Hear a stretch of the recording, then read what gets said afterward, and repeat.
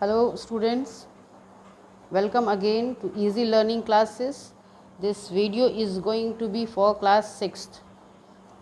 नमस्कार छात्रों, कक्षा 6 के विद्यार्थियों के लिए ये वीडियो मैं बना रही हूँ। हमने इसी बुक से जो रेडियंस है इस पाठ्य पुस्तक से आपके लिए एक चैप्टर ऑलरेडी बना रखा है पोएम। और उसके बाद चलिए अब हम लोग देख लेते हैं। हमने 2 चैप्टर ये कंप्लीट होने के बाद हमारा सेकंड चैप्टर कंप्लीट हो जाएगा। That is we have completed my mother. हमने माई मदर कंप्लीट कर लिया और आज हम करेंगे the boy who lost his appetite. Okay, यानी क्या मतलब हुआ the boy who lost his appetite, ये सीक्वेंस में ही हम लोग कंप्लीट करेंगे। The boy who lost his appetite का मतलब होता है desire. If someone is losing his desire for something, किसी विशेष चीज़ के लिए जब किसी व्यक्ति का डिज़ायर ख़त्म हो जाता है उसको कहते हैं appetite, specially for the food, यानी कि खाने की इच्छा का मर जाना।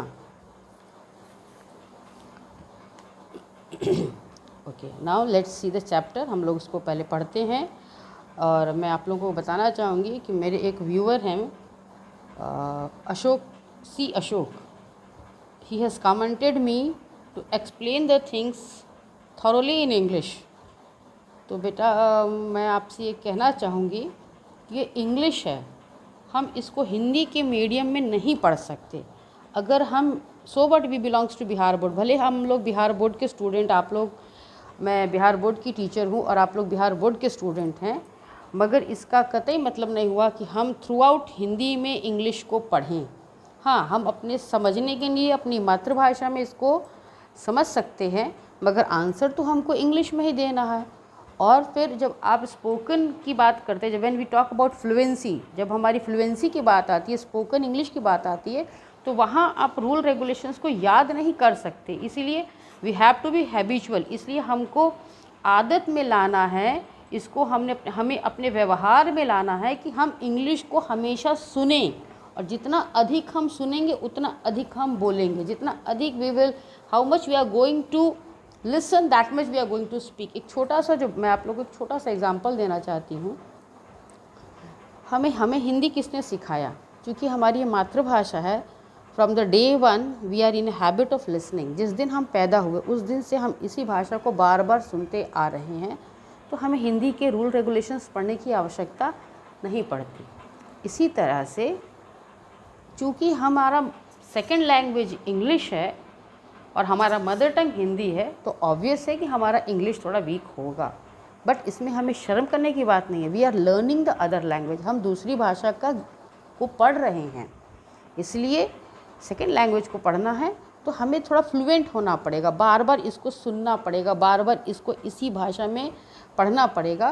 तो एक समय ऐसा आएगा जब आपको बात करने में थोड़ी भी तकलीफ़ नहीं होगी। You will not hesitate at all, आप लोग बिल्कुल भी शाइनेस फील नहीं करेंगे। ओके, वैसे मैं पूरी तरह से कोशिश करूँगी कि इंग्लिश टू हिंदी में आपको साइड बाय साइमल्टेनियसली साथ ही साथ मैं पढ़ाती रहूँ, क्योंकि मेरे कुछ स्टूडेंट सीबीएसई बोर्ड के भी हैं जो इस चैनल से जुड़े हुए हैं, तो मुझे सबका ध्यान रखना है। और इनफैक्ट मुझे आप ही लोगों का विशेष ध्यान रखना है, क्योंकि मैं चाहती हूँ कि मेरे स्टूडेंट्स इंग्लिश टू हिंदी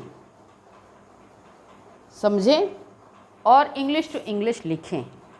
ठीक है, तो ज़्यादा ना बोलते हुए let me start up my chapter. The boy who lost his appetite. Appetite जैसे मैंने बताया, losing strong desire of a food, यानी हम किसी चीज़ के लिए विशेष डिज़ायर जब हमारी ख़त्म हो जाती है उसको कहते हैं appetite. Now let's see. Shyam was a rich boy when his father passed Shyam was a rich boy. When his father passed away early, he became the owner of his father's head. जैसा हम सभी जानते हैं, father के expire होने के बाद जो भी उसका हायर होता है उसको उसकी सारी प्रॉपर्टी मिल जाती है। तो पिता के मरने के बाद, स्वर्गवास के बाद, जो श्याम था, इसको सभी चीज़, पिता की सारी प्रॉपर्टी मिल जाती है। He now started living a luxurious life. क्योंकि उसको पिता की सारी संपत्ति का ये अकेला मालिक हो जाता है, ही स्टार्टेड लिविंग लग्जीरियस, यानी बड़े ऐश व आराम के साथ अपनी ज़िंदगी ये बिताना शुरू कर देती हैं।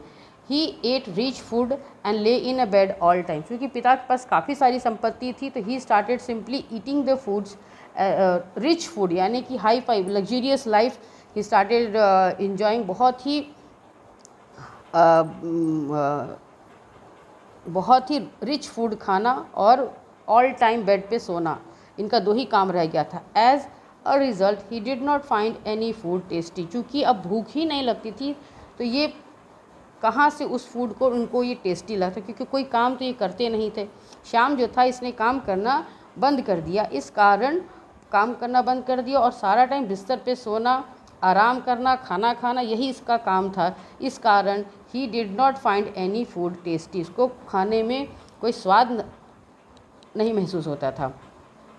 Month past one day in spite of laziness he agreed to take part in hunt. यानी एक महीने के बाद, पिताजी के गुजरने के एक महीने के बाद, भले ही ये लेज़ी हो गया था बट फ्रेंड्स के दबाव में, फ्रेंड्स के प्रेशर में he agreed to take part in a hunt, यानी शिकार करने के लिए ये तैयार हो गया कि चलो जंगल में जाके हम शिकार करेंगे। He was not use to ride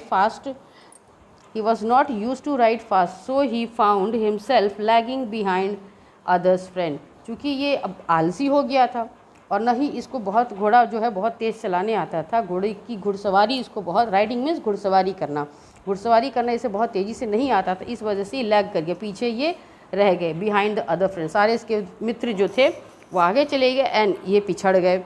he got lost and wandered, अब ये जंगल में पीछे रह गए, लॉस्ट हो गए, इनको रास्ता नहीं पता है अब ये कहाँ जाएं। अवे इन द वुड्स, जंगल की जो घनी लकड़ियों का जो पेड़ था सो उसमें ये पीछे रह गए। 6 to 7 hours passed with his roaming around like this, यानी 6 से 8 घंटे बीत गए इधर से उधर घूमते हुए। ही felt tired and hungry, और ये बहुत ही बुरी तरह से थक गया और ये उसको भूख भी लग गई। इसके बाद क्या होता है हम देखते हैं। इनको बहुत तेज़ से भूख इसको लग जाती है और ये टायर्ड भी हो जाता है। देखिए यहाँ पे पिक्चर में दिखाया भी गया है। Suddenly he saw a peasant Hunt, यानी एक गरीब व्यक्ति, बूढ़े व्यक्ति का इसने झोपड़ा वहाँ पे देखा। He rode up to it and asked for a little food, ये उधर अपना घोड़ा लेके वहाँ जाते गया और इसने थोड़ा सा खाना मांगा। I am a poor man, I have only roti and dal, उसने कहा कि मैं तो एक गरीब व्यक्ति हूँ, मेरे पास तो सिर्फ रोटी और दाल है सर। सेड द पीजेंट, बेचारा गरीब व्यक्ति बोला। But you are most welcome to have these, यानी जो भी मेरे पास है रोटी और दाल, आप आइए और उसको अब ग्रहण करिए। The young man was very hungry, जो लड़का था Shyam, young man, he was very hungry, बहुत ही टायर्ड भी था और भूखा भी था।